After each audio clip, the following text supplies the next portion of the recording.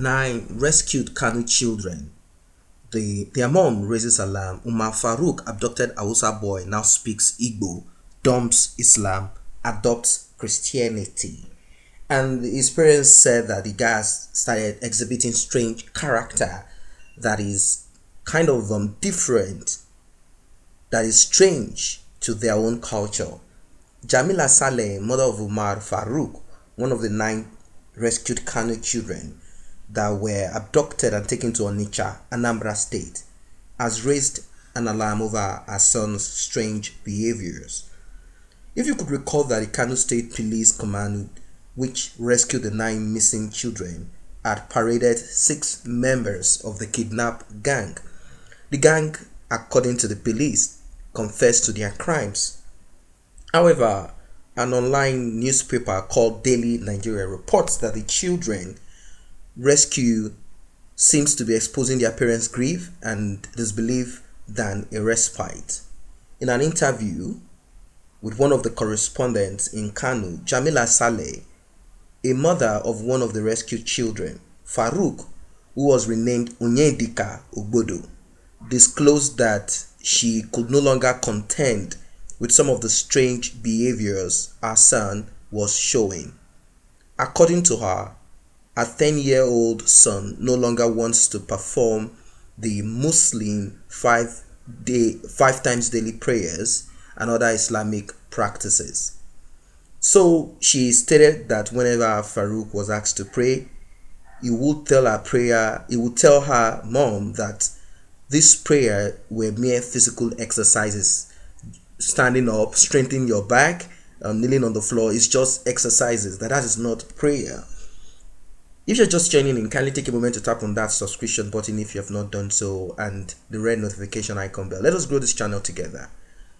She said that Mrs. Saleh also disclosed that anytime Farouk was eating before his meals, he will perform Christian prayers, Roman Catholic prayers, as well as make gestures from his forehead to his left and right shoulders, which simply signifies the cross for Roman Catholic worshippers. It is not all Christians that involve themselves in this, only Roman Catholic do this. Since the rescue of these children, she said we started noticing strange behaviors from Umar. He does not like praying anymore and was even telling us that he would not do it because it is just mere exercise. On the very day he was reunited with us, he recited Christian prayers instead of the Muslim prayers whenever we bring him food.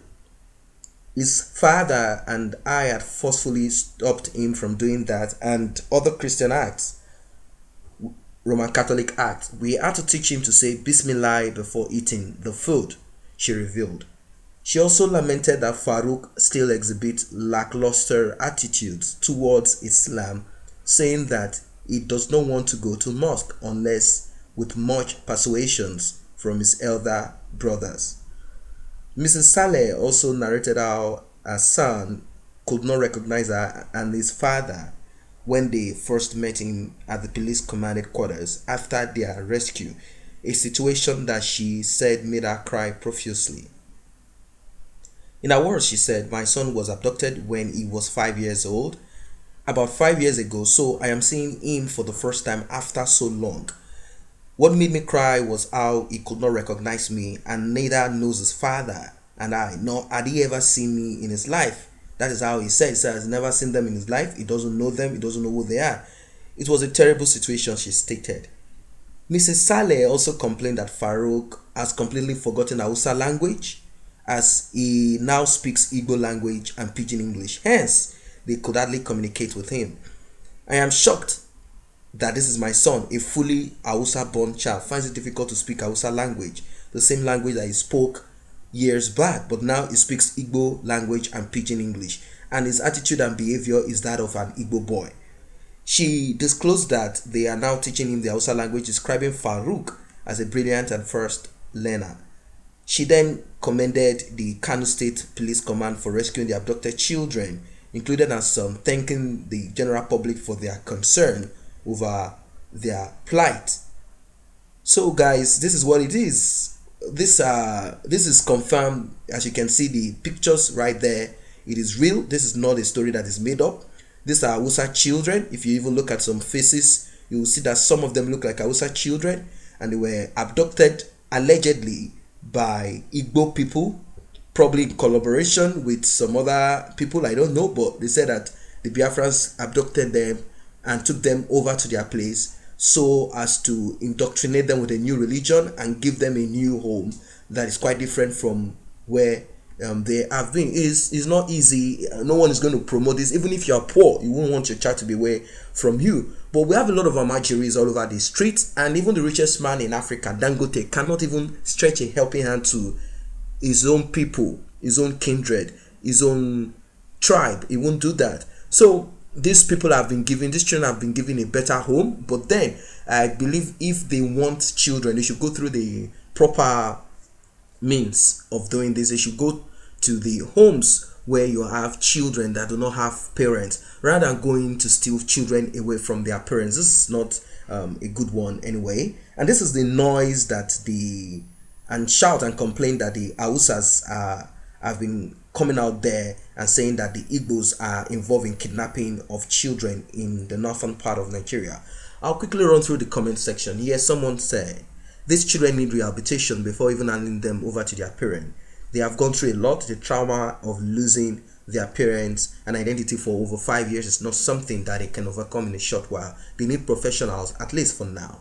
And I want to say, this is 1 out of 100 implication you can think of. May Allah help you retrain them on a right path. Well, another person say, what made me cry was how he could not recognize me and neither knows his father, and nor had he ever seen me in his life. It was a terrible situation, she stated. And I want to say, first, it's not fair. Apart from that, I will take some time to orientate the children, but religious leaders and groups can orientate them more faster than ever. Well, and I want to say, Igbo and Hausa are not troublesome people, but we must come together to ensure our survival.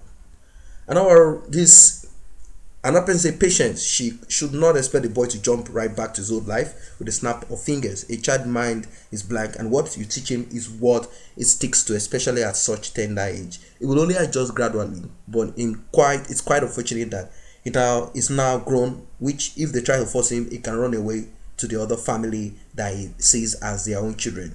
Someone now said, did someone do DNA to link these children to their parents? And I would say, did I just read right? Or terrorist part? Just pray we won't see him with Kwanu Gobe. Okay. Another person said, who is kidnapping who? There is something fishy about the whole stories. Christians impose religion on him, and now Muslims are imposing religion on him also. And that is the problem of Africa: imposition of ideology, leaders, religion, practice, custom, and what have you. I don't want to say it's painful thing to experience as a parent. The boy has experienced light and darkness. And I don't want to say praying 5 times a day is now stressful for the young fella. They should concentrate more on his educational studies rather than religion. And also, before you say any rubbish, just imagine an Igbo boy was kidnapped and given to a northern parent where he no longer speaks his native Igbo language and now practices Islam. If the child reunites with the parents, it will be traumatizing and traumatic to see he now practices Islam, goes to pray, and can't speak Igbo. So it is true anyway. We should be able to see these things from both sides. Wow. Someone say Anambra should check this growing trafficking brand they are creating for themselves. Another person said, let's tackle the root of the problem. The Amajiri system in the north breeds chaos for us all. Men marrying multiple wives and breeding children like rats and then leaving them to fend for themselves without any plans for them. These kids have become easy targets as Boko Haram gets their recruits daily from there. Bandits get their recruits from there. Kidnappers get their merchandise from there, in which they trade to other African countries for slavery and trade to mothers who don't have kids down south. Fix the Amajiri system and you have fixed the whole problem. So I think this person has said a whole lot here. I'm going to leave it here. So guys, drop your comment. I may remind you to tap on that subscription button if you've not done so. Very important. And the red notification icon bell. Please do tap on it so you'll be notified whenever videos are uploaded. Thanks for stopping by.